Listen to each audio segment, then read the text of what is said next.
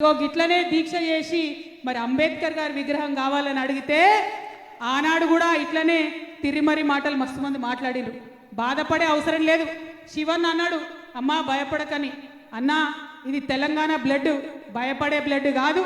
ఎన్ని అడ్డంకులు ఎదురైనా, ఎన్ని ఇబ్బందులు వచ్చినా, ఎన్ని విమర్శలు వచ్చినా ముందుకే పోతాం తప్పితే వెనక్కి పోయేది లేదు. ముఖ్యమంత్రి గారు ఏమన్నారు, ఇక బిల్లు పాస్ కాగానే తెల్లారే అఖిలపక్షం దోల్కొని ప్రధానమంత్రి దగ్గరికి పోతా అన్నారు. పోయినరానే ప్రధానమంత్రి దగ్గరికి తెలంగాణ రాజకీయ నాయకులు పోయినరా? పోలే. ఎందుకు పోలే? ఎందుకంటే ప్రధానమంత్రి గారితో వీరికి ఎటువంటి అండర్స్టాండింగ్ లేకపోతే, ఎటువంటి లాలూచి లేకపోతే అపాయింట్మెంట్ ఎప్పుడో వస్తుండే, అఖిలపక్షం ఢిల్లీకి పోతుండే.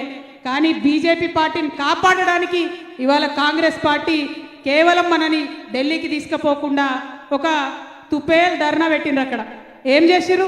కాంగ్రెస్ పార్టీ నాయకులంతా ట్రైన్లు కట్టుకొని ఢిల్లీకి పోయినరు. ఆడ కూర్చున్నారు.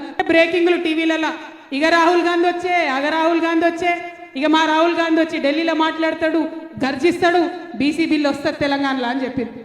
చివరికి ఏమైంది? రాహుల్ గాంధీ రాలే. ఎందుకు రాలేదంటే ఏం ఆన్సర్ లేదు, ఏం జవాబు